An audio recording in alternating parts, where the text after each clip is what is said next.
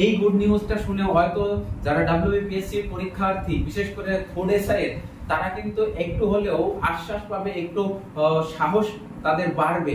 সেই নিউজটা কি না, আজকে 23শে এপ্রিল মহামান্য কলকাতা হাইকোর্টের জাস্টিস রাজাশেখর মান্থা স্যারের এজলাসে যে ফোর্ড এসআই পরীক্ষার যে কেস হয়েছিল তার শুনানি প্রথম পর্ব হলো।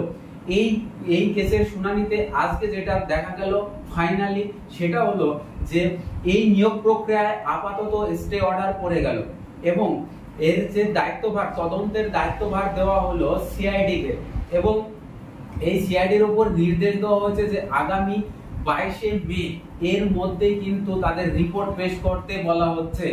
এই রিপোর্ট পেশ করলে আগামী পরবর্তীতে আমরা পরবর্তী শুনানির আপডেট গুলো পেয়ে যাব।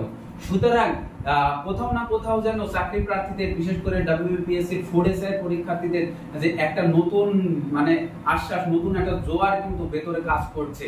তো আলটিমেট কথা হচ্ছে আপডেট পেতে হলে আমাদের সাবস্ক্রাইব করে রাখতে হবে চ্যানেলটাকে এবং শুধুমাত্র তাই নয়, পড়াশোনাটাকে জারি রাখতে হবে। প্রচুর পরীক্ষা আসবে সামনে, সেই পরীক্ষার জন্য প্রিপারেশন নিতে হবে, এগিয়ে চলতে হবে, থেমে থাকলে হবে না।